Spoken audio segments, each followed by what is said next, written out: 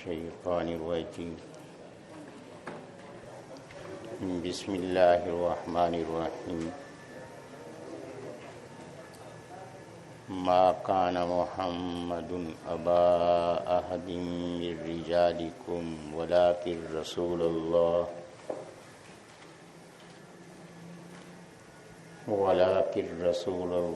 وخاتم النبيين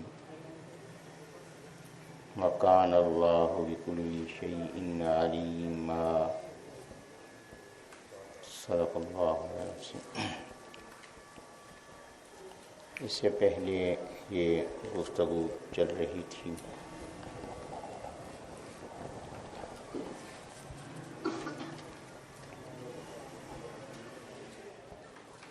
کہ اللہ تبارک و تعالیٰ کا عظیم احسان ہے کہ نبی پاک صلی اللہ علیہ وسلم کی اسے ہمیں نسبت عطا فرمائے۔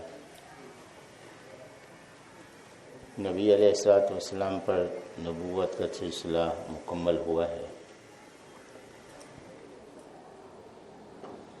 نبی علیہ السلام کی نبوت کی خاتمیت کے حوالے سے تین بنیادی باتیں کہ یہ مرتبی ہے کہ نبی علیہ السلام مرتبے کے لحاظ سے سب سے اوپر ہیں، آخری۔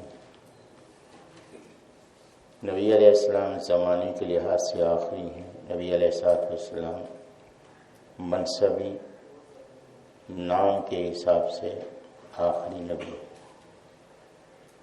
منصبی نام کے لحاظ سے آخری نبی، یعنی آپ کے بعد کسی کو نبی نہیں کہا جائے گا، لیکن اس کے ساتھ معاملہ پورا نبوت والا کیا جائے گا۔ یہ نظریہ قادیانیوں کا، یہ نظریہ اہل تشیع کا، اور یہ کہ نبی السلام مرتبے کے لحاظ سے آخری ہیں، اب جو بھی آئے گا حضرت سے ماتحت ہو کر آئے گا، یہ نظریہ قادیانیت کا۔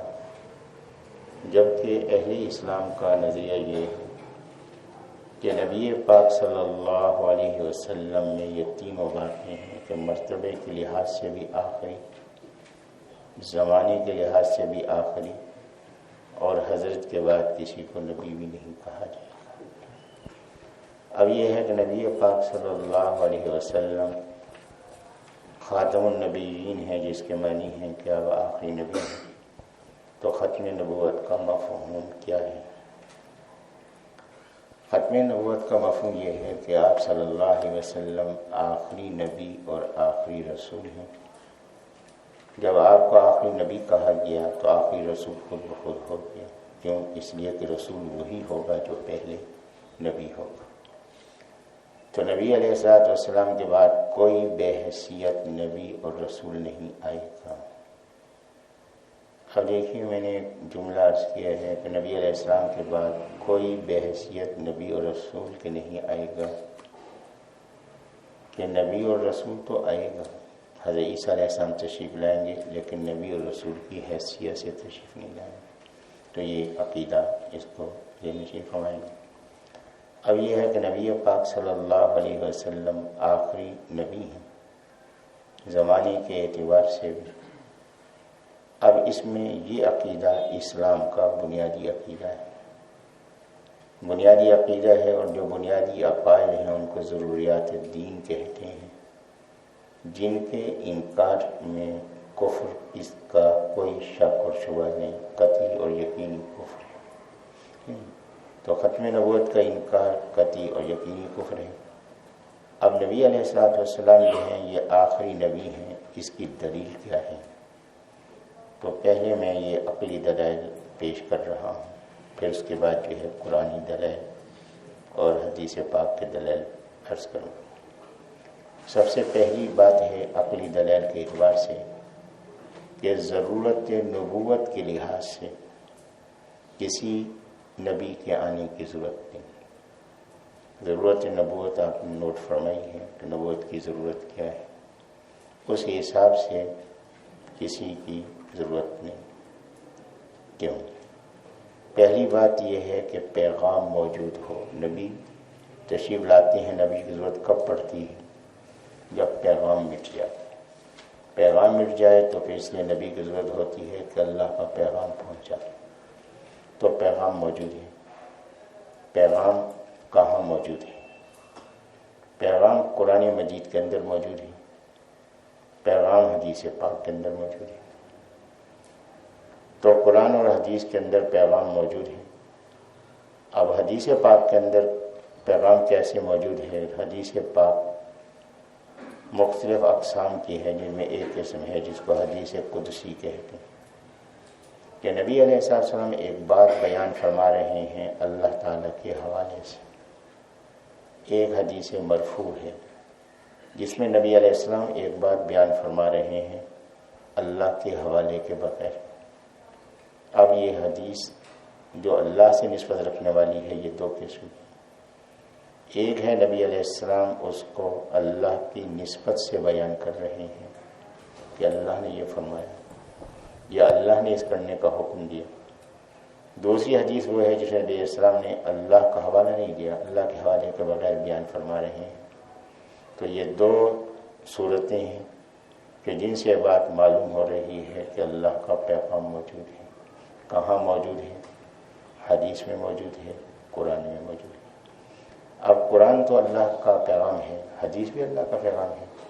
جی آئیے قرآن سے پوچھتے، وما ينطق عن الهوى ان هو الا وحی یوحی، کہ نبی علیہ السلام اپنی مرضی سے کوئی بات نہیں فرماتے۔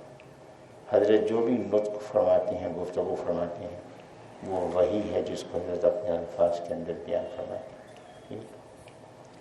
پھر یہ بات بھی دیکھیے قابل توجہ ہے کہ نبی علیہ السلام کی زبان مبارک سے قرآن جاری ہوا ہے، نبی علیہ السلام کی زبان مبارک سے حدیث جاری ہوئی ہے۔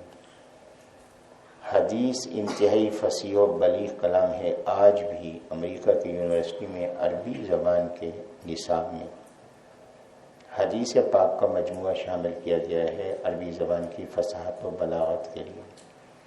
لیکن جو بات میں اس وقت عرض کر رہا ہوں، حدیث پاک کی فصاحت و بلاغت کے باوجود اگر آپ اس کا قرآن سے تقابل کریں تو یہ فصاحت و بلاغت قرآن کی فصاحت و بلاغت کو نہیں پہنچتی۔ قرآن مجید کی زبان مبارک سے جاری ہوا، نبی پاک سے ان کی زبان مبارک سے جاری ہوا، اور یہ حدیث مرفوع کس کی زبان سے جاری ہوئی؟ نبی اسلام کی زبان سے جاری ہوئی۔ زبان مبارک ایک ہے، فصاحت و بلاغت کا فرق ہے۔ معلوم ہو رہا ہے کہ یہ اللہ کا کلام ہے، یہ نبی اسلام کا کلام ہے۔ تو ضرورت کے لحاظ سے پیغام موجود ہے۔ جب پیغام موجود ہے تو پیغام کے لیے کسی نئے نبی کے آنے کی ضرورت نہیں ہے۔ اب یہ ہے کہ قرآن مجید جو ہے یہ محفوظ ہے، اس کی دلیل کیا ہے؟ قرآن مجید کے محفوظ ہونے کی بنیادی دلیلیں چار ہیں۔ تواتر طبقہ، حفاظ کی کثرت، اللہ تبارک و تعالیٰ کی ذمہ داری، نمبر 4 معجزاتی حیثیت۔ یہ چار بنیادی دلائل ہیں جس سے معلوم ہو رہا ہے کہ قرآن مجید اصل حالت میں محفوظ ہے۔ تواتر طبقہ، دیکھیے آپ انڈونیشیا چلے جائیں، آپ سعودی عرب چلے جائیں، بر اعظم آسٹریلیا چلے جائیں، بر اعظم افریقہ چلے جائیں، بر اعظم امریکہ چلے جائیں، کیا قرآن مجید کو پاکستان میں آ جائیں، انڈیا میں چلے جائیں، کیا قرآن مجید کے پڑھنے میں کوئی فرق ہے؟ لہجے کا فرق ہوگا، الفاظ کا، اصولوں کا کوئی فرق نہیں۔ اب یہ فرق نہیں ہے، اس سے ایک بات معلوم ہو رہی ہے کہ جب یہاں فرق نہیں ہے تو اس کے معنی ہے کہ جو اس سے پہلی نسل تھی اس میں فرق نہیں تھا۔ اگر اس میں فرق ہوتا تو یہ فرق آج کی نسل میں بھی ظاہر ہو جاتا۔ جب اس سے پہلی نسل میں فرق نہیں تھا تو اس سے معلوم ہوا کہ اس سے پہلی نسل میں بھی فرق نہیں تھا۔ تو اس سے بات معلوم ہوئی کہ قرآن مجید کا فرق نبی علیہ السلام کے دور سے لے کر آج تک نہیں ہے، تو اس کو تواتر طبقہ کہتے ہیں۔ دنیا کے اندر سب سے زیادہ مستحکم دلیل تواتر طبقہ ہے۔ تو تواتر طبقے سے بات معلوم ہوئی کہ قرآن مجید یہ اپنی اصل حالت میں ہے، محفوظ ہے، اس کے اندر کوئی تغیر و تبدل نہیں۔ دوسری وجہ حفاظ کی کثرت ہے۔ دیکھیے کہ نبی علیہ السلام کے دور میں حافظ بکثرت، آج کے دور میں کتنے مدارس آپ کے موجود ہیں، کتنی تعداد ہے جو حفظ کر رہی ہے. لیکن میں ایک بات عرض کرنے لگا ہوں، آپ تاریخ کا جائزہ لیں گے تو اس کی آپ تائید فرمائیں گے کہ حفاظ کے مدارس اتنے موجود ہونے کے باوجود بھی آج کے مقابلے میں پہلے حفاظ کی تعداد زیادہ تھی. جس کی ایک مثال میں عرض کر رہا ہوں. حجاج بن یوسف حکمران ہے، دنیا دار حکمران ہے، دنیا دار بادشاہ.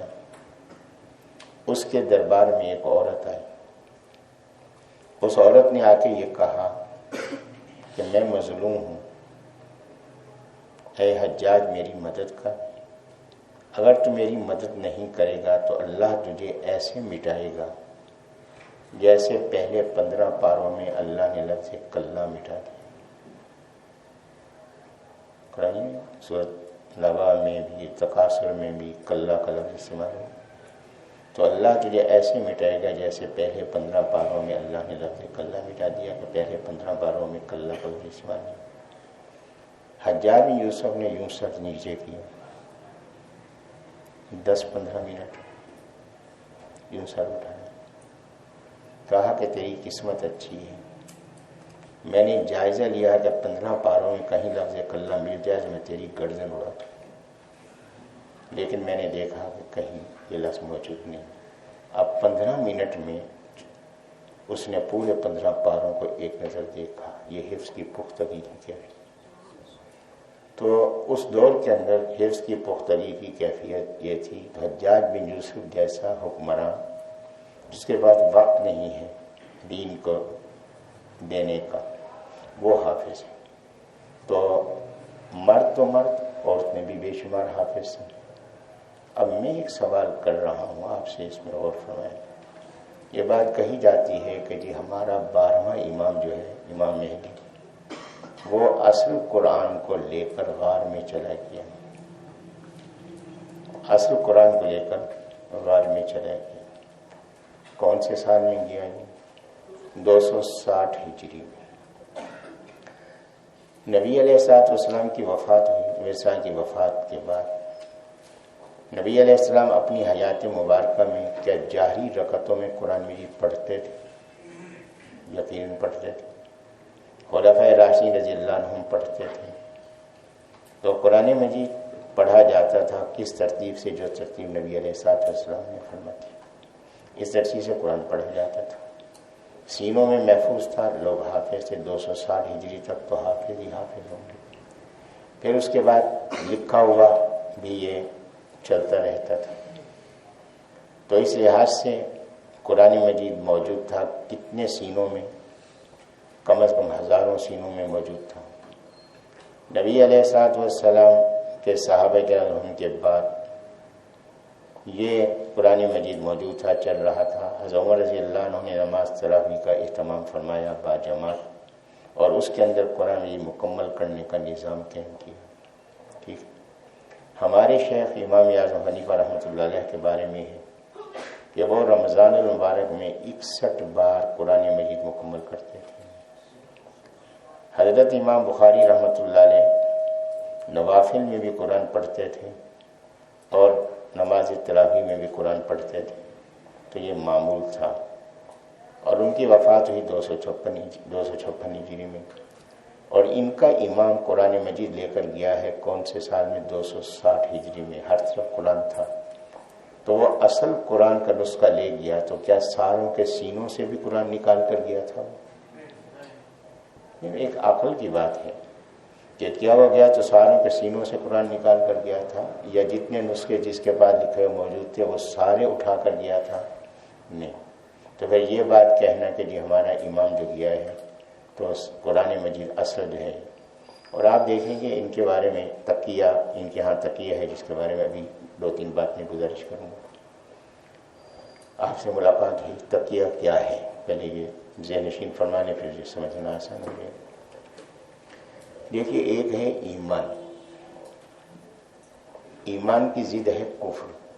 ایمان کس کو کہتے ہیں؟ ایمان کی جو شرعی اصطلاح ہے وہ میں عرض کر رہا ہوں، وہ خبر یا حکم جو رسول اللہ صلی اللہ علیہ وسلم سے ثابت ہو، وہ خبر یا حکم، نبی اسلام نے جو کچھ بیان فرمایا وہ یا خبر ہے یا حکم ہے۔ قیامت ہوگی، قبر کا عذاب ہوگا، جنت ہے جہنم ہے، یہ کیا ہے؟ خبر ہے۔ نماز پڑھو، زکوٰۃ ادا کرو، تلاوت کرو، یہ کیا ہے؟ حکم ہے۔ تو نبی علیہ السلام سے جو کچھ ثابت ہے وہ دو قسم ہے، یا خبر ہے یا حکم۔ وہ خبر یا حکم جو نبی پاک صلی اللہ علیہ وسلم سے ثابت ہو، اسے حواس اور عقل کی بجائے نبی پاک صلی اللہ علیہ وسلم کی صداقت کی وجہ سے، نبی پاک میں صداقت کی وجہ سے صحابہ کرام رضی اللہ عنہم کے طریقے پر کسی شک اور شبہ کے بغیر دل سے سچ ماننا اور زبان سے اقرار کرنا، اس کو ایمان کہتے ہیں۔ اس میں آپ دیکھیں 6 باتیں میں نے گزارش کی۔ پہلی بات ہے کس کو ماننا ہے؟ وہ خبر یا حکم جو نبی علیہ السلام سے ثابت ہو، میری آپ کی بنی ہوئی بات نہ ہو، میں نے آپ نے ایک مسئلہ نہ نکالا ہو۔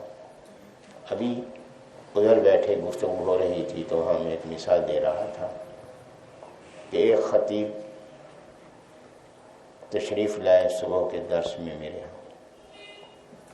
جب درس میں تشریف لائے تو اتفاق کی بات ہے کہ اس دن کسی آیت کے حوالے سے حاضر ناظر کا مسئلہ بیان ہو گیا۔ اب وہ حاضر ناظر کے قائل تھے، اگلے دن مشکات شریف لے کر آ گئے۔ درس سے جیسے فارغ ہوئے انہوں نے کتاب کھولی، فرمایا سر یہ حدیث پڑھ۔ میں نے کہا آپ پڑھ کے سنائیں۔ انہوں نے اس حدیث کو پڑھا تو حدیث میں یہ تھا کہ نبی علیہ السلام نماز پڑھا رہے تھے، نماز کے دوران ہی نبی السلام نے ہاتھ بڑھایا، پھر ہاتھ پیچھے کر۔ جب نماز سے فارغ ہوئے تو حضرت نے پوچھا کہ آپ نے دیکھا تھا میں نے نماز میں ہاتھ بڑھایا تھا؟ جی ہاں۔ پھر میں نے پیچھے کر لیا، کیوں؟ ہمیں تو نہیں معلوم، اللہ کو معلوم ہے، یا آپ نے بڑھایا آپ کو معلوم ہے۔ فرمایا کہ جنت کے پھل میرے سامنے آ گئے تھے، میں نے چاہا کہ ان پھلوں کو توڑ کے خود بھی کھاؤں تمہیں بھی کھلاؤں، لیکن جیسے میں نے ہاتھ بڑھایا پھل پیچھے ہو گئے۔ اب مولانا مجھ سے فرما رہے ہیں کہ نبی اسلام کہاں کھڑے تھے؟ مسجد نبوی میں، اور حضرت کا ہاتھ مبارک کہاں؟ جنت میں۔ اگر حضرت یہاں کھڑے ہیں زمین پہ، جنت میں ہاتھ جا سکتا ہے، تو پھر حضرت مدینہ منورہ سے ملتان نہیں آ سکتے۔ اب میں تو حدیث سے بات کر رہا ہوں، تو اللہ نے جو توفیق دی میں نے ان سے ایک بات گزارش کی۔ میں نے کہا یہ کیفیت نبی علیہ السلام کی مستقل تھی یا اس وقت ظاہر ہوئی تھی؟ اب مجھے دیکھنے لگے کہ یہ کیا؟ میں نے کہا اگر مستقل تھی تو نماز میں ہاتھ بڑھانے کی کیا ضرورت تھی؟ نماز میں تو کھانا پینا منع ہے۔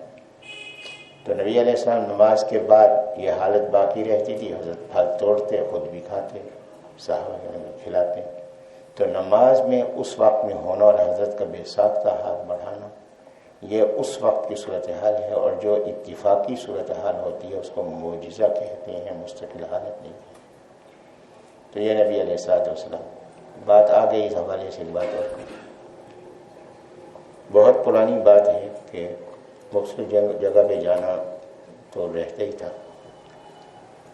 تو ایک مزار پہ بہت مشہور و معروف مزار ہے پاکستان کا، وہاں جانا۔ جب میں وہاں گیا تو وہاں محفل ہو رہی تھی، درمیان میں ایک قالین پڑا ہوا تھا جس پہ کوئی نہیں بیٹھا۔ میں تھوڑی دیر بعد جو مجلس برخاست ہوئی تو میں نے جو بڑے تھے میں نے ان سے پوچھا، میں نے کہا کہ ایک سوال ہے۔ فرمایا، میں نے کہا یہ قالین کس کے لیے، یہ ٹکڑا قالین کا کس کے لیے بچھایا؟ بیٹھا تو وہاں کوئی نہیں تھا۔ کہنے گا آپ کو نہیں معلوم؟ میں نے کہا نہیں، آپ بتائیں گے تو پتہ چلے گا۔ میں کہ نبی علیہ السلام کے لیے بھی شاید، تو نبی علیہ السلام تشریف لائے۔ میں نے کہا کہ آپ تھوڑا سا اپنا جائزہ لیں، آپ بڑے بے ادب ہیں۔ ہم مجھے دیکھنے لگا کہ بے ادبی کی کیا بات ہے، ہم نے تو کھا نہیں مجھے۔ میں نے کہا نبی علیہ السلام آپ کے ساتھ بیٹھنا چاہتے تھے، آپ نے ان کو دور بٹھا دیا۔ دوسری بات یہ کہ نبی علیہ السلام اس مجلس میں خوش تھے، بیٹھنا چاہتے تھے، آپ نے جلدی سے قالین اٹھا لیا کہ حضرت اب آپ تشریف لے جائیں۔ تو میں نے کہا کہ یہ بات مناسب ہے، عام آدمی کو بھی آدمی اس طرح سے نہیں اٹھا کے بھیجتا جس طرح آپ نے قالین اٹھا کے حضرت کو بھیج دیا۔ تو میں نے کہا تیسری بات ہے کہ حضرت تو حاضر ناظر ہے، تو یہ آنا جانا کیا مطلب؟ تو آنا جانا تو اسی کا ہوگا جو حاضر ناظر نہیں ہوگا۔ فوراً انہوں نے گھٹنے میرے دبانے شروع کر دیے کہ حضرت تو گاڑی چل رہی ہے، اس کو چل دیا۔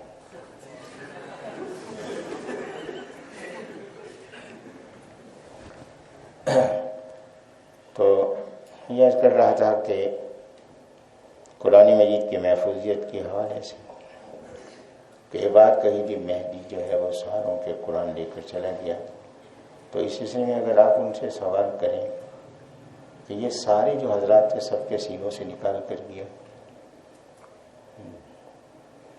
تو یہ قرآن کا سلسلہ جو ہے وہ چل رہا تھا، اور یہ مہدی جو ہے اس نے جو کارنامے سے انجام دیے ہیں وہ کیا ہیں، یہ ابھی انشاءاللہ آگے بات ہے۔ تو پہلی بات یہ ہے کہ قرآن مجید یہ اصل ہے، کہاں سے معلوم ہوا؟ تواتر طبقہ سے۔ دوسری بات یہ ہے قرآن مجید یہی اصل ہے، کہاں سے معلوم ہوا؟ حفاظ کی کثرت سے، کہ ہر دور میں حفاظ موجود ہیں، نماز تراویح میں پڑھا جا رہا ہے، لوگ سن رہے ہیں۔ تیسری بات یہ کہ اس کی حفاظت کی ذمہ داری کس نے لی؟ اللہ تبارک و تعالیٰ نے۔ قرآن مجید میں اللہ نے فرمایا انا نحن نزلنا الذکر وانا لہ لحافظون،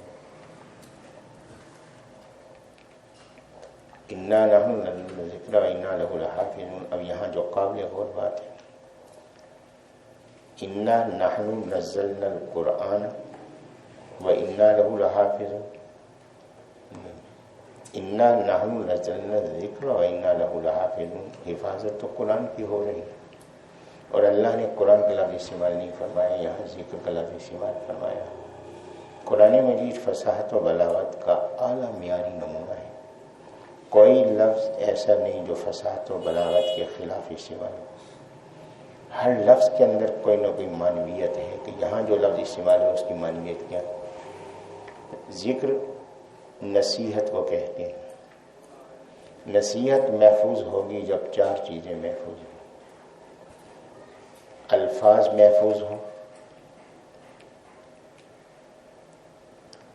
الفاظ کی وضاحت محفوظ ہو،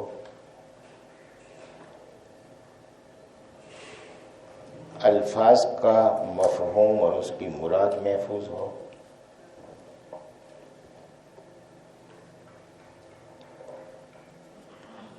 الفاظ کے مطابق عمل کرنے کا طریقہ محفوظ ہو۔ اگر یہ چار چیزیں محفوظ نہیں ہوں گی، ایک چیز بھی محفوظ نہیں ہوگی، ان میں سے کوئی ایک بھی محفوظ نہیں، تو پھر وہ نصیحت محفوظ ہو۔ سب سے پہلے الفاظ محفوظ ہوں۔ الفاظ کیا ہے؟ قرآن مجید۔ اس کی وضاحت محفوظ ہو۔ وضاحت کہاں ہے؟ حدیث پاک۔ اس کی مراد اور اس کا مقصود محفوظ ہو۔ یہ کہاں سے ملے گا؟ فقہ سے۔ اور اس پہ عمل کا طریقہ محفوظ ہو۔ یہ کہاں سے ہے؟ سنت سے۔ تو اللہ تبارک و تعالیٰ نے لفظ الذکر استعمال فرمایا، اور اس کے اندر اللہ نے چار چیزوں کی حفاظت کی ذمہ داری لی ہے: قرآن کی حفاظت کی ذمہ داری، حدیث کی، سنت کی اور فقہ کی۔ ان چاروں کے مخالفین قیامت تک اپنی پوری کوشش کر لیں ان چاروں میں سے کسی کو مٹانا کسی کے بس کی بات نہیں۔ تو اللہ تعالیٰ نے یہاں الذکر کا لفظ جو ہے وہ استعمال فرمایا ہے۔ چوتھی دلیل اس کی حفاظت کی وہ اس کا معجزہ ہو. قرآن مجید معجزہ ہے. معجزہ اللہ کی قدرت کا اظہار جو نبی کے ذریعے سے ہو. کس کی قدرت کا اظہار ہے؟ اللہ کا. جب اللہ کی قدرت کا اظہار ہے تو کیا اس میں کوئی تغیر و تبدل کر سکتے ہیں؟ جب اللہ کا نبی نہیں کر سکتا تو کوئی اور کیسے کر سکتا ہے؟ اب دیکھیے یہاں اس بات کو ذہن میں رکھیں کہ معجزہ نبی کے اختیار میں نہیں. حضرت موسیٰ علیہ السلام جو کوہ طور پہ تشریف لے گئے، اللہ نے نبوت دی تو اللہ نے فرمایا قرآن مجید میں کہ موسیٰ آپ کے ہاتھ میں کیا ہے؟ موسیٰ علیہ السلام نے اس کو دیکھا کہ اللہ یہ لاٹھی ہے، میں اس سے کام لیتا ہوں اپنے بکریوں کے لیے پتے وغیرہ گرانے کا، اس سے یہ کام لیتا ہوں. اب اللہ کی حکمت کیا تھی کہ اچھی طرح دیکھ لیں تاکہ غلط فہمی نہ ہو کہ میں اندھیرے میں سانپ اٹھا کر آ گیا تھا. اچھی طرح دیکھ لیا لکڑی لاٹھی. اب اللہ نے ہمیں اس کو پھینکا تو موسیٰ علیہ السلام نے جیسے پھینکا وہ اژدہا بن گیا. پھینکا کس نے ہے؟ حضرت موسیٰ علیہ السلام نے. اژدہا بنا، اس کو دیکھ کر حضرت بھاگ کھڑے ہوئے. اگر یہ معجزہ ان کے اپنے اختیار سے ہوتا تو ان کو بھاگنے کی ضرورت نہیں تھی. تو معلوم ہوا کہ معجزہ اللہ کی قدرت کا اظہار ہے، نبی کے ہاتھ سے ظاہر ہوتا. تو قرآن مجید جو ہے یہ معجزہ ہے. جب معجزہ ہے تو اس میں تغیر و تبدل، کوئی چیز نکالنا کوئی چیز شامل کرنا کسی کے بس کی بات نہیں. اب میں عرض کر رہا تھا تقیے کے حوالے سے. تقیے کے حوالے سے یہ ہے کہ میں نے عرض کیا کہ ایمان کس کو کہتے ہیں؟ 6 باتیں. پہلی بات یہ ہے کہ وہ خبر یا حکم ماننا جو نبی علیہ السلام سے ثابت ہو، میری اور آپ کی بنی ہوئی بات نہ ہو. دوسری بات یہ ہے کہ کیوں ماننا ہے؟ میری سمجھ میں بات آ رہی ہے، میرے مشاہدے میں آ رہی ہے؟ نہیں. نبی پاک صلی اللہ علیہ وسلم کی صداقت کی وجہ سے ماننا. سمجھ میں آئے سمجھ میں نہ آئے، حضرت کی صداقت پر اعتماد، اس اعتماد کی وجہ سے ماننا. پھر آپ دیکھیں تیسری بات یہ ہے کس طریقے پہ ماننا ہے. صحابہ کرام رضی اللہ عنہم کے طریقے پہ ماننا ہے. یہ بات آپ نے کہاں سے کہہ دی؟ نہیں میرے بھائی، میں نے اپنی طرف سے نہیں کہی. قرآن مجید میں دیکھیں کہ پہلے پارے کے آخری رکوع میں فَإِنْ آمَنُوا بِمِثْلِ مَا آمَنْتُمْ بِهِ فَقَدِ اهْتَدَوْا. اگر صحابہ کرام کے طریقے پر ایمان ہوگا تو ہدایت نصیب ہوگی، ان کے طریقے پر ایمان نہیں ہوگا تو ہدایت نصیب نہیں ہوگی. ٹھیک. پھر یہ ہے کہ کسی شک اور شبہ کے بغیر ماننا. کیوں کہ ایمان لغت کے لحاظ سے ایمان کے معنی ہے دل کا کسی بات پر مطمئن ہونا.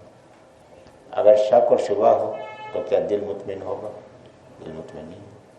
تو کسی شک اور شبہ کے بغیر کہاں سے ماننا ہے؟ دل سے سچ ماننا ہے. تو ایمان کا محل، ایمان کی جگہ دل ہے. اور اس کا اظہار کہاں سے کرنا ہے؟ زبان سے. زبان سے اقرار کرنا. یہ 6 باتیں ہوں گی تو ایمان ہے. ایمان کی جد ہے کفر. اب کفر آج کے دور میں کتنی قسم کا ہے اس کو ذہن نشین فرمائیں گے. سب سے پہلے کفر انکار. کفر انکار و تکذیب. تکذیب مانی جھٹلانا. کفر انکار و تکذیب، یہ میں نے نہیں ماننا، میں نے نہیں ماننا، واضح انکار. کفر سکوت، سین کاف باریک واو تے، سکوت خاموشی کو کہتے ہیں. کفر سکوت کیا ہے؟ نہ اقرار نہ انکار. کیسے آپ عذاب قبر کو مانتے ہیں؟ بھائی ہم تو یہاں ہیں، جائیں گے تو پتہ چل جائے گا. اب یہ کافر ہے کہ اقرار ہے نہ انکار ہے. سکوت ہے، انکار نہیں کر رہا، مخالفت بھی نہیں کر رہا، لیکن اقرار بھی نہیں کر رہا، تو یہ کافر ہو. اس کو کفر سکوت کہتے ہیں. تیسرا کفر ہے کفر نفاق. نون فے الف قاف، نفاق. دل میں کفر ہے، زبان سے اقرار کر رہا ہے، ہاں جی میں مان. چوتھا کفر کفر تقیہ، کفر تقیہ، تے قاف دو نقطے والا یہ اور ہے۔ کفر تقیہ کیا ہے؟ دل سے نہیں مان رہا، انکار، زبان سے مان رہا ہے ہیر پھیر کے الفاظ سے، زبان سے مان رہا ہے ہیر پھیر کے الفاظ سے، دوسرا کچھ اور سمجھ رہا ہے، یہ کچھ اور کہہ رہا ہے۔ اور اس کی میں مثال دے دیتا ہوں۔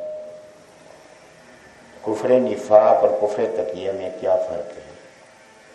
دونوں میں دل سے انکار ہے، دل میں کفر ہے، زبان سے اقرار ہے، مگر فرق یہ ہے کہ نفاق میں ایمان والوں کی طرح اقرار ہے اور تقیہ میں ہیر پھیر کے الفاظ سے انکار ہے، جو وہی سمجھ سکتا ہے جس کو اللہ نے فراست دی۔ اب اس کی میں مثال قرآن مجید کے حوالے سے عرض کر دیتا ہوں اور ایک واقعہ بھی بیان کر دیتا ہوں۔ جی ہاں، وہی بتائیں نا کہ کفر نفاق کفر تقیہ میں فرق یہ ہے کہ دونوں میں دل میں کفر ہوگا۔ کفر نفاق میں ظاہراً ایمان والوں کی طرح اقرار کرے گا، لیکن کفر تقیہ میں جو اقرار کرے گا ایسے الفاظ سے کرے گا جو ہیر پھیر کے الفاظ ہوں گے، وہ کوئی فراست والا سمجھ سکتا ہے، عام آدمی نہیں سمجھ سکتا۔ جیسے ایک مثال عرض کرتا ہوں۔ مثال یہ ہے کہ آپ نے پوچھا ان سے کہ جن کا دعویٰ ہے کہ ہمارا 12واں امام جو ہے وہ اصل قرآن لے کر چلا، آپ ان سے پوچھا بھائی آپ مانتے ہیں یہ قرآن، اب فرق اس کو دے، مانتے ہیں یہ قرآن اصل ہے؟ جی ہاں جی میں مانتا ہوں۔ نہیں مانتا، دل میں کفر ہے؟ جی ہاں جی میں مانتا ہوں۔ یہ ہے کفر نفاق۔ آپ نے اسے کہا مانتے ہیں یہ اصل قرآن ہے؟ آپ یہ عجیب بات کرتے ہیں۔ اللہ کے بندے، حفاظت کی ذمہ داری اللہ نے لی ہے تو اصل نہیں ہوگا؟ کیا دنیا میں سارے قرآن بدل جائیں پھر بھی ایک نہ ایک اصل ضرور موجود رہے گا؟ اب آپ خوش ہو گئے کہ اس نے یہ کیا بات کی، اس نے کیا کہا؟ لگا یہ سارے محرف ہیں، ایک ہی اصل ہے جو ہمارے امام کے پاس آئے تھے۔ اب یہ کس کو سمجھ آئے گی بات؟ فراست والا سمجھے گا، عام آدمی سن کے خوش ہو۔ ایک واقعہ اسی طرح ہوا۔ حضرت سید کفیل شاہ صاحب دامن برکات اللہ علیہ بھی تھے، سیوال میں میں بھی تھا، وہاں بہت بڑا پروگرام تھا، وزیر صاحب کی صدارت تھی، جج حضرات آئے ہوئے تھے، وکلا حضرات بھی آئے ہوئے تھے، یونیورسٹی کالج کے بڑے بڑے اہم افراد تھے، داخلہ ٹکٹ پر تھا، ہال فل تھا اور حاضری اتنی تھی کہ باہر بھی کرسیاں لگائی گئی تھی۔ ہوا یہ تھا کہ انہوں نے مجھ سے وقت مانگا پروگرام کا، میں نے معذرت کر دی کہ میں نے کہا نہیں آیا۔ حضرت شاہ صاحب سے انہوں نے ٹائم لیا تو شاہ صاحب نے ٹائم دے دیا۔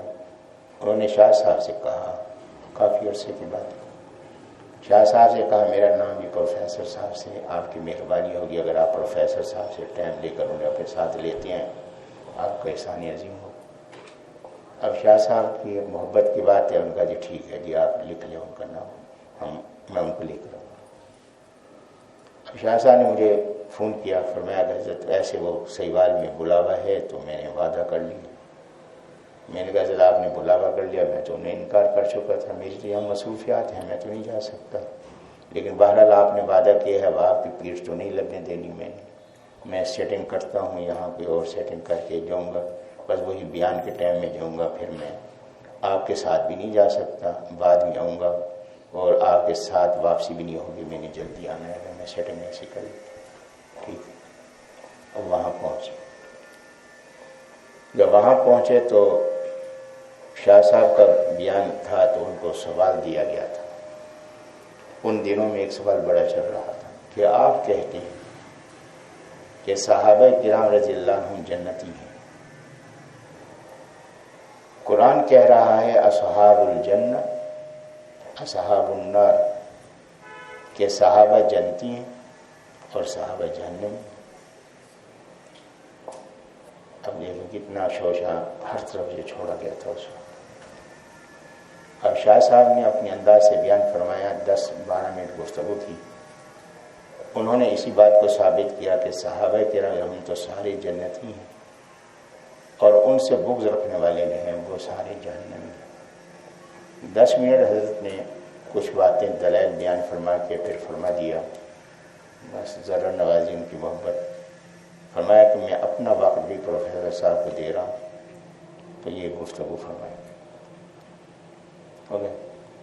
مولانا عبدالکریم ندیم صاحب دعوت برقرار عالیہ خصوصی مہمان کے طور پر تشریف فرما تھے. 65 علماء بلائے گئے تھے بیان کے لیے نہیں. بیان تو 3 تھے، ایک شاہ صاحب کا تھا، ایک میرا تھا، ایک مولانا عبدالکریم ندیم صاحب کا. خصوصی ان کو بلایا گیا تھا. تو باقی حضرات سے مہمانوں کی حیثیت سے تھے 65 حضرات علماء اہل حدیث دیوبندی بریلوی یہ سارے بلائے ہوئے تھے. 2 محرم کا پروگرام تھا.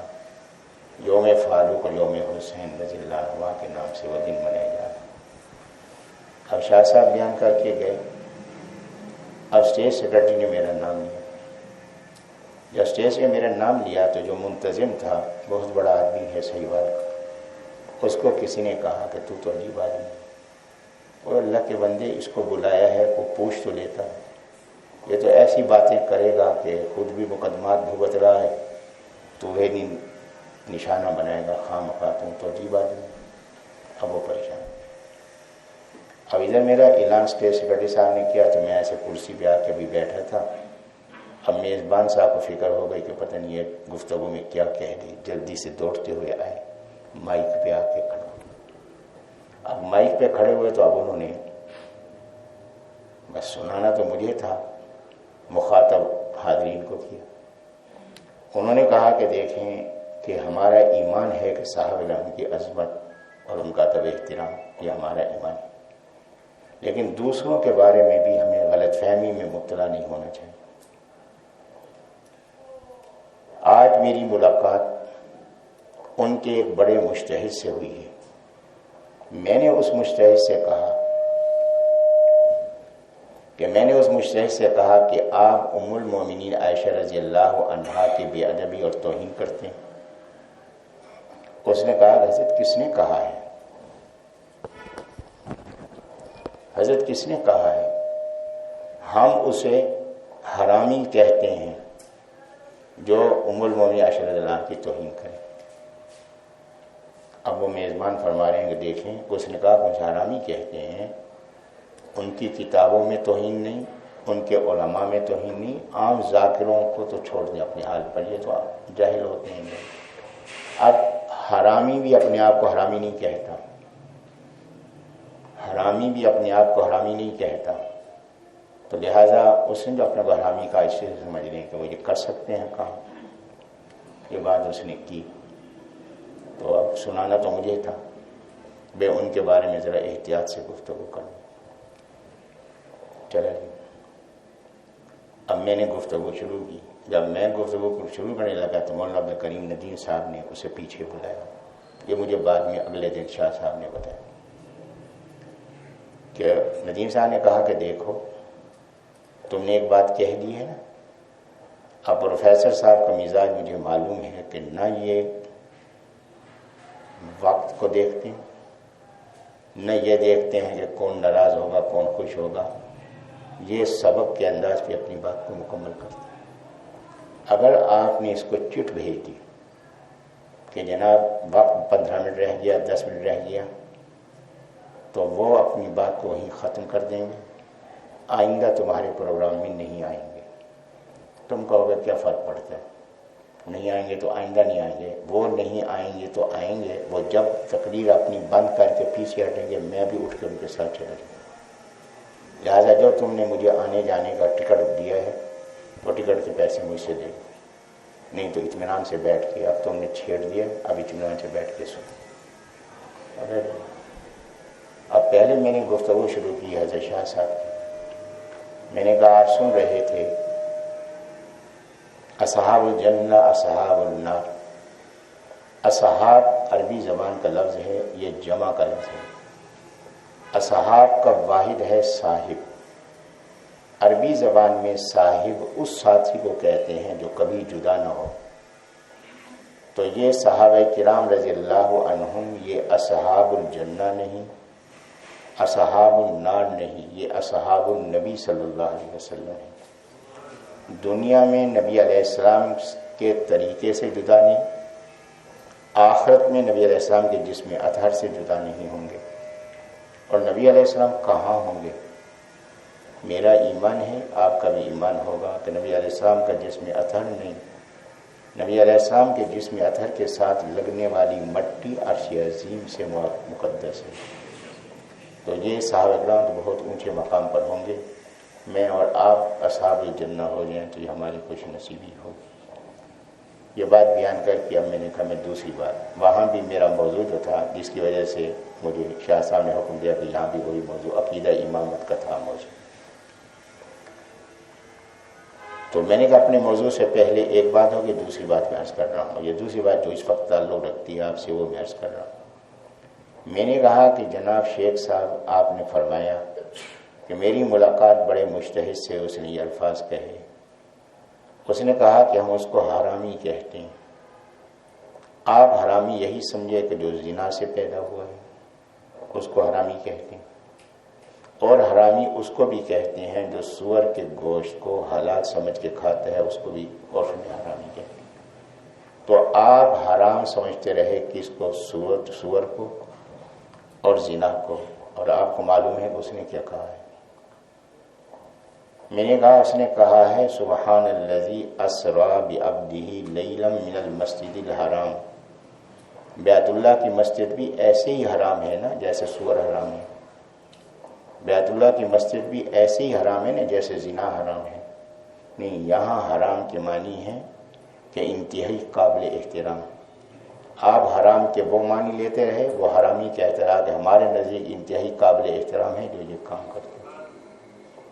بس یہ بات میں نے کہی، بس اللہ نوجوانوں کو موقع دے، پورا حال وہ کلا بھی بیٹھے ہیں، جج حضرات بھی بیٹھے ہیں، سارے بیٹھے ہوئے ہیں، افسران بیٹھے ہیں، کافر کافر شیعہ، کافر کافر کافر شیعہ کافر، پورا حال کافی دیر تک گونجتا رہا۔ بہرحال اس کے بعد میں نے اپنے عقیدہ امامت میں گفتگو کی، گفتگو کر کے اٹھا تو میں نے واپس آنا تھا۔ میں جب آیا ہوں تو آگے جو میزبان تھے شیخ صاحب وہ مجھے ملی، مسافہ کی۔ میں نے ان سے کہا کہ جو باتیں میں نے کی ہیں ان میں کسی بات پہ میں شرمندہ نہیں ہوں، اس میں میں معذرت نہیں کر رہا ہوں، لیکن ایک بات پہ میں معذرت کر رہا ہوں کہ میں نے بار بار اپنی گفتگو میں کہا جناب شیخ صاحب توجہ کریں، جناب شیخ صاحب اگر آپ نے اس انداز خطاب کو اپنے لیے بے ادبی سمجھا ہو تو اس کی میں معذرت چاہتا ہوں، لیکن جو باتیں میں نے کہی ہیں ان کے لیے معذرت نہیں۔ اللہ ان کو جزائے خیر دے، فوراً کہا کہ حضرت نہیں، ہم آپ کے شکر گزار ہیں، پوری زندگی گزر گئی ہمیں تو ان باتوں کا پتہ ہی نہیں تھا۔ ابھی وہ یہ بات مجھ سے فرما رہے تھے، جو وزیر صاحب صدارت کر رہے تھے، صدارت کی کرسی چھوڑ کے ہوا، انہوں نے ہاتھ ملایا، فرمایا کہ یہی آپ کے ممنون احسان نہیں، ہم بھی آپ کے ممنون احسان ہیں، پتہ ہی نہیں تھا۔ تو میں یہ عرض کر رہا تھا کہ دیکھیں کہ یہ ہے تقیہ۔ آپ نے کہا یہ قرآن مجید، اس نے کہا کہ ہاں سارے قرآن محرف ہو جائیں پھر بھی ایک قرآن، کیونکہ اللہ نے ذمہ داری دی ہے، پھر بھی ایک قرآن محفوظ رہے گا۔ اب اس نے کیا بات کی ہے، یہاں تقیہ کیا ہے، اور تقیہ اس بات پہ کہ آپ بھی مطمئن، میں بھی مطمئن ہو گیا، جس کو تقیہ کہتے ہیں۔ تو میں عرض کر رہا تھا کہ کفر کی قسمیں، نماز کتنی لگی؟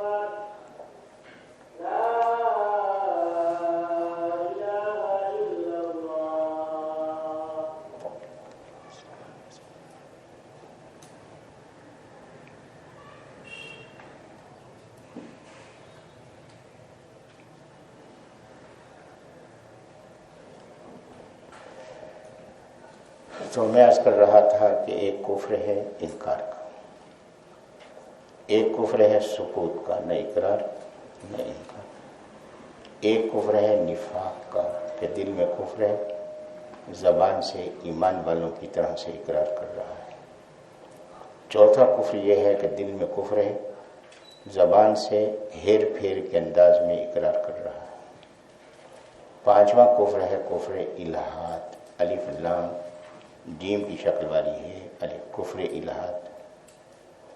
کفر الہاد یہ ہے مان رہا ہے مگر معنی بدل کے مان رہا ہے، جیسے کہ یا ایھا الذین آمنوا اطیعوا اللہ، اطاعت کرو اللہ کی، واطیعوا الرسول، اور اطاعت کرو رسول صلی اللہ علیہ وسلم کی۔ کیا معنی؟ اس کے معنی کیے گئے ہیں، چھپے ہوئے موجود ہیں آپ کے ہاں، کہ وہ معنی یہ ہے کہ اللہ کی اطاعت کرو۔ کیا معنی؟ قوانین فطرت کی اطاعت کرو۔ پانی ڈبوتا ہے، تیراکی نہیں جانتے تو پانی میں چھلانگ مت لگاؤ، آگ جلاتی ہے تو ہاتھ مت دو آگ کے اندر، قوانین فطرت کی اطاعت کرو۔ واطیعوا الرسول، نبی علیہ السلام اپنے دور میں مرکزی شخصیت تھے، لہذا مرکزی گورنمنٹ کی اطاعت کرو۔ اولی الامر منکم، جو تمہارے ڈی سی اے سی ہیں ان کی اطاعت کرو۔ اب مان رہا ہے لیکن مانی اپنی مرضی کے لے رہا ہے، یہ کفر ہے، اس کو کفر الہاد کہتے ہیں۔ اس کے بعد کفر ہے جس کو کفر ارتیاب کہتے ہیں، الف رے تے یہ الف رے۔ کفر ارتیاب ہے کہ ماننا شک اور شبہوں کے ساتھ ماننا، یقین کے ساتھ نہیں ماننا، شک اور شبہوں کے ساتھ ماننا۔ کفر ارتیاب کے بعد ہے کفر مفاد۔ کفر مفاد، کفر مفاد یہ ہے کہ ہے پکا ایمان والا لیکن اپنے آپ کو کافر ظاہر کر رہا ہے دنیاوی مفاد کے لیے۔ یہ فلاں ملک کو ویزا چاہیے تو وہاں شو کر دیا جی میں فلاں مذہب کا ہوں تاکہ ویزا مجھے آسانی سے مل جائے۔ اب یہ دینی ضرورت نہیں ہے، یہ دنیاوی مفاد ہے، تو دنیاوی مفاد کے لیے اپنے آپ کو کافر ظاہر کرے گا، اگرچہ پکا ایمان والا ہوگا لیکن کافر ہوگا، یہ کفر مفاد ہے۔ پھر ہے کفر استہزاء۔ کفر استہزاء، کفر استہزاء ہے دین کی کسی بات کا مذاق اڑانا۔ اس میں پتہ نہیں چلتا انسان کو، بے خیالی میں آپ کا ایک دوست ہے، آپ جا رہے ہیں، وہ ذرا نماز پڑھنے کے لیے کھڑا ہو گیا، دیر ہو گئی، کمال ہے یار، اٹھک بیٹھک میں تو لگا رہا ہے، تجھے پتہ نہیں ہے کہ یہاں جلدی جانا تھا۔ اب آپ نے نماز کو کیا کہہ دیا، اٹھک بیٹھک کا، کہ اس کا استہزاء کیا، ایمان رخصت ہو گیا، حالانکہ آپ کے ارادے نہیں۔ اس لیے فرمایا کہ غور کرنا چاہیے کہ میں منہ سے کون سے الفاظ نکالوں۔ ایسا نے فرمایا کہ تمہیں پتہ ہی نہیں چلے گا، ایسے ایسے الفاظ ادا کرو گے تو لا علمی کے اندر ہی ہوگا، تو اس لیے جو ہے وہ کلمہ شہادت پڑھتے رہا کریں۔ ٹھیک ہے، اس کے بعد ہے کفر ارتداد۔ ارتداد، الف رے تے دال الف، مرتد سے کفر ارتداد افتراقی۔ کفر ارتداد افتراقی، الف تے رے الف قاف، یہ افتراق کہتے ہیں جدا ہونے کو۔ کفر ارتداد افتراقی کہ ایمان والا تھا دوسرا مذہب اختیار کر لیا، مسلمان تھا یہودی ہو گیا، مسلمان تھا عیسائی ہو گیا، یہ کفر ارتداد افتراقی ہے۔ اس کے بعد 10واں جو ہے کفر ارتداد غصبی، غین صاد بے، یہ سب سے زیادہ سنگین کفر ہے کافر، مسلمان ہونے کا دعویٰ ہے اور ایمان والوں کو کافر کہتے ہیں۔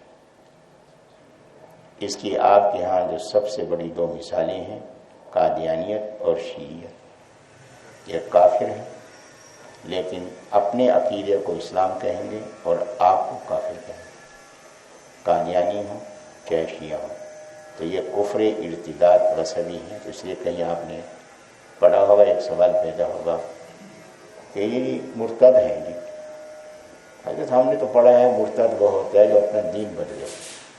قادیانی 3 نسل سے قادیانی ہے، شیعہ 8 نسل سے 10 نسل سے شیعہ ہے. وہ مرتد کیسے ہو گئے؟ مرتد تو وہ ہوں گے جنہوں نے پہلے دین بدلا ہوگا. نہیں میرے محترم، یہ جو مرتد ہیں یہ غصبی مرتد ہیں. یہ ہیں کفر پر اور اپنے کفر کو اسلام کہتے ہیں اور اس کا انکار کرنے والے کو کافر کہتے ہیں کہ کفر ارتداد جو ہے وہ غصبی ہے.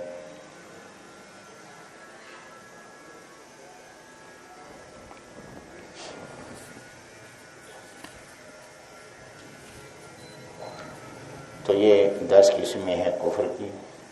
تو نماز کا ٹائم ہو گیا، یہ 2 میں سوالوں کا جواب دے آواز کر لیتا ہوں.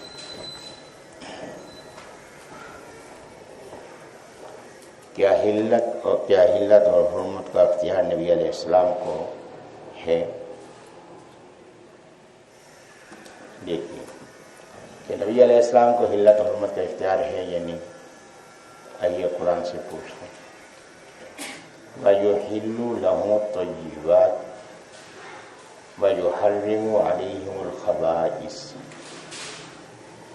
وَيُحِلُّ نبی السلام حلال کرتے ہیں لہم ان کے لیے الطیبات پاکیزہ کو. پاکیزہ تو پہلے حلال ہے، تو یہاں یحلو کے معنی حلال کرنے کے نہیں ہوں گے، حلال بیان کرنے کو. حلل یحلل تحلیلا کے معنی ہے حلال ہونا بیان کرنا، اور حرم یحرم تحریما کے معنی ہے حرام ہونا بیان کرنا. وَيُحِلُّ لَهُمُ الطَّيِّبَاتِ وہ حلال کرتے ہیں ان کے لیے پاکیزہ کو، کہ اللہ نے اس کو حلال کیا ہے، پاکیزہ بنایا ہے، اس کا حلال ہونا بیان کرتے ہیں. وَيُحَرِّمُ عَلَيْهِمُ الْخَبَائِثَ کہ کس کو حرام کر رہے ہیں؟ خبائث کو حرام کر رہے ہیں. جو پہلے ہی خبائث ہے، ناپاک ہے، تو اس کا ناپاک ہونا بیان کر رہے ہیں، حرام نہیں کر رہے ہیں. پھر قرآن مجید میں آگے ہیں سورۃ تحریم میں یا ایھا النبی لم تحرم ما احل اللہ لک کہ آپ اس چیز کو حرام کیسے کر سکتے ہیں جس کو اللہ نے حلال کیا. تو نبی علیہ السلام حلال اور حرام ہونا بیان فرماتے ہیں، اپنی مرضی سے حلال اور حرام نہیں کرتے.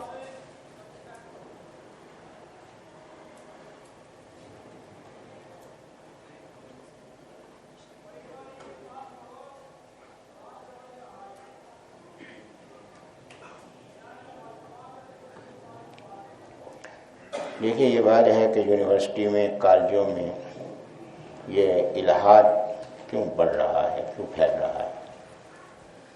میرے محترم، پیچھے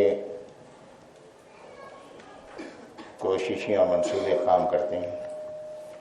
مختلف ممالک نے پی ایچ ڈی کے لیے وظائف مقرر کی. جب وظائف مقرر کی ہیں تو اپنے ہاں ان کو لے جاتے ہیں، ماحول ایسا مہیا کرتے ہیں کہ وہاں انسان بے دین ہوتا ہے. جب بے دین ہوتا ہے تو یہاں آتا ہے، تو اب پاکستان میں جس جگہ وہ ہوگا تو اس کے زیر اثر،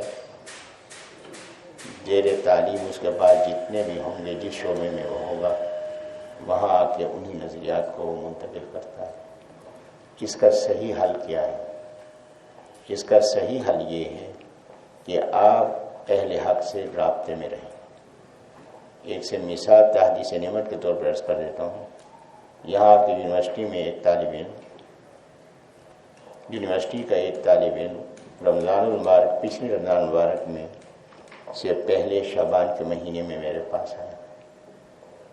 اس نے آگے کہا جی میرے کچھ سوالات ہیں، میں نے سوالات کرنے. میں نے اسے کہا کہ آپ ایسا کریں، جلد بازی نہ کریں، چند دن آپ درس میں آتے رہیں، انشاءاللہ قرآن کی برکات سے اللہ تعالیٰ سے انصاف کر دے گا تو آپ آتے رہیں. تو شعبان سے 10-12 دن، شعبان کے 10-12 دن تھے رمضان سے پہلے، وہ آتا رہا. اس کے بعد جو ہے وہ رمضان شروع ہو گیا. اب میں خوش ہو گیا کہ 10-12 دن اس کو آتے ہوئے ہو گیا، اس نے کوئی بات نہیں کی تو اس کا ذہن مطمئن ہو گیا ہوگا. 5 رمضان کو ایسے اس نے مسافہ کیا، جانے لگا. میں نے کہا جی اطمینان ہوا؟ کہنے لگے جی نہیں جی میرے تو اشکالات بہت بڑھ گئے اور بڑھ گئے میرے اشکالات. تو میں نے کہا کوئی حرج کی بات نہیں، آپ ایک کاپی لے لیں، جو اشکالات آپ کے ذہن میں آتے جا رہے ہیں ان کو لکھتے تھے. 28 رمضان کو ہمارا ختم ہوتا ہے، تو میں نے کہا یہ ختم 28 رمضان کو ہوگا، اس کے بعد چھٹیاں ہوں گی چند دن کی، تو شوال میں آپ پہلے ہفتے میں صبح کے درس میں آ جائیں تو انشاءاللہ بیٹھ کے غسل کریں۔ ٹھیک، بہرحال وہ آتا رہا، 1-2 ساتھیوں کو اور بھی لاتا رہا۔ 25 رمضان کو جانے لگا، مسافر کیا، کہنے لگا سر ایک بات آپ سے عرض کرنی ہے۔ میں نے کہا پتہ نہیں کہ اور سوال کرنا ہے سر؟ میں نے کہا جی فرمائیں۔ کہنے لگے نہ صرف اشکالات ختم ہو گئے ہیں بلکہ میں نے اپنے پروفیسروں کی بھی بولتیاں بند کر دی۔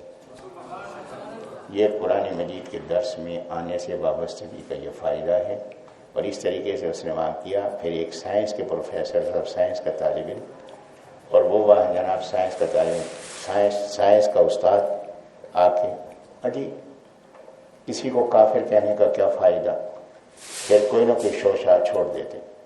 اس نے مجھ سے رابطہ کیا، فتح البرکات کے وہ طالب علم تھے، وہاں سے پڑھ کے گئے تھے، وہاں کلاس میں اٹینڈ کرتے رہتے دارالعلوم فتح البرکات میں۔